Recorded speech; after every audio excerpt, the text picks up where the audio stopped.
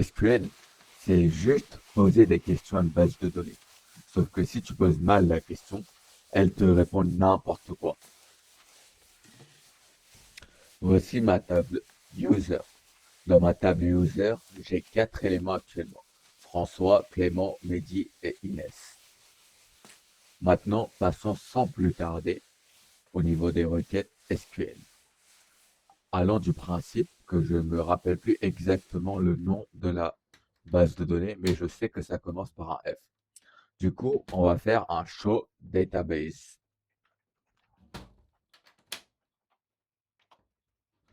Évidemment, il ne faut pas oublier le point virgule. Ah, j'ai oublié le S de show database. Voilà. Là, on peut voir qu'on a nos différentes bases de données. Moi, ce qui m'intéresse, je sais que ça commence par un FR. Ma base de données, voilà, c'est France. Voilà.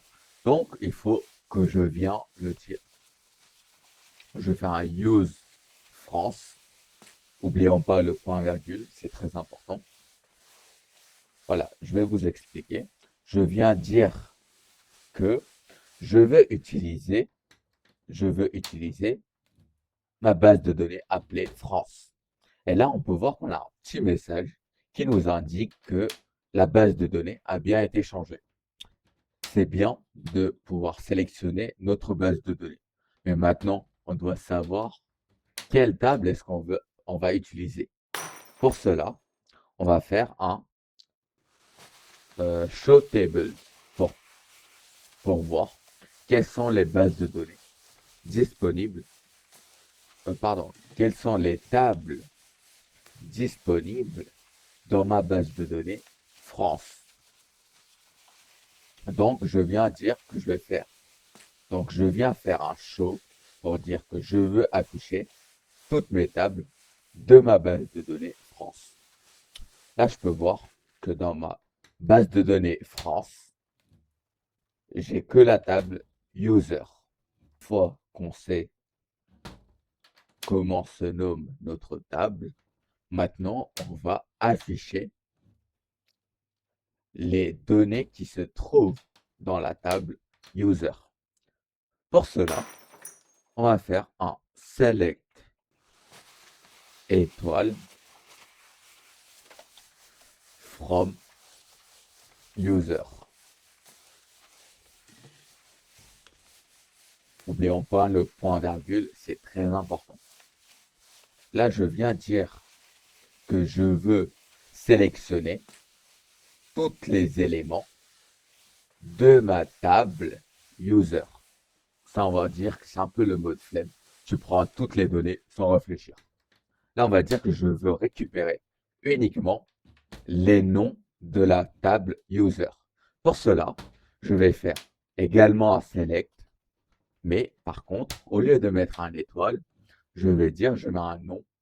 Enfin, je sélectionne ma colonne nom de ma table user qui ne change pas. Je fais un from your user. Ah, n'oublions pas le point virgule. J'ai souvent tendance à oublier ça.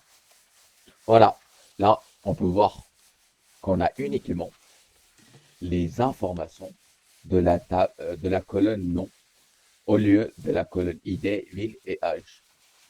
Là, on va afficher uniquement les utilisateurs qui habitent à Paris.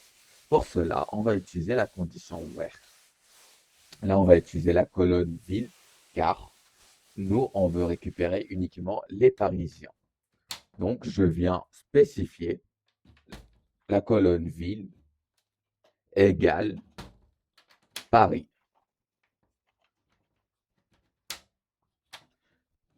Tout cela, ça ne change pas.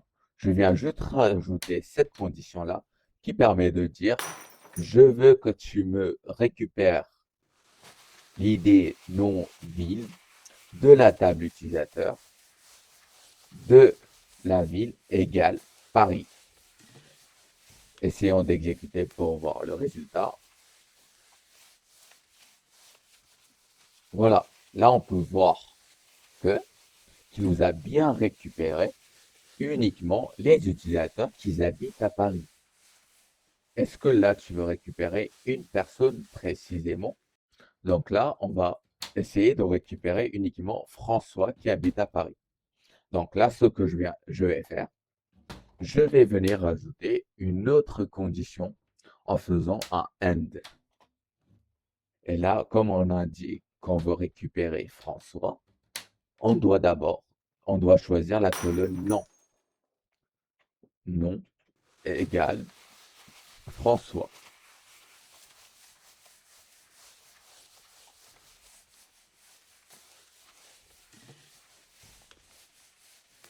Donc, je vais réexpliquer la requête. Je viens dire que je sélectionne la colonne ID nom et ville de la table utilisateur où la ville égale Paris et le nom égale François. Maintenant, on va exécuter la requête. Voilà, là, on peut voir qu'on a bien récupéré François qui habite à Paris. Donc là, ce qu'on va faire, on va trier les utilisateurs en ordre alphabétique.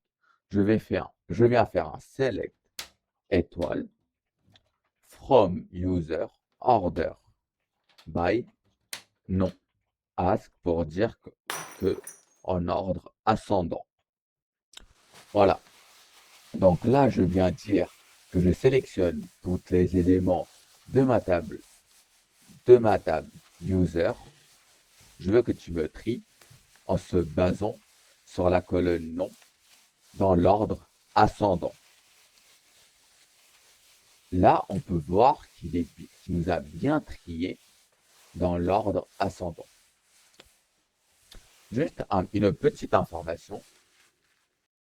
Le ASC qui permet de nous dire ascendant, cela n'est pas nécessaire car la fonction order by, par défaut, elle est déjà ascendante. Là, si je retire l'ascendant, le ask, vous allez voir qu'on aura exactement le même résultat. C'est bien. Là, on a réussi à trier en ordre ascendant. Là, si on veut faire l'inverse, comment faire? C'est tout simple. On vient récupérer déjà notre précédente requête et on dit que je veux que tu me les affiches en ordre descendant ou décroissant si vous le préférez. On va faire un desc, D-E-S-C.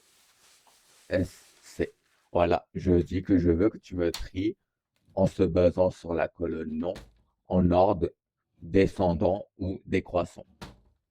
J'exécute la requête et là, on peut voir les informations sont bien en ordre décroissant. Bon, pour aujourd'hui, ce sera tout. Ce qu'on va voir sur la prochaine vidéo, c'est le like en SQL. Le like, c'est quand tu sais pas exactement ce que tu cherches, mais tu as une idée.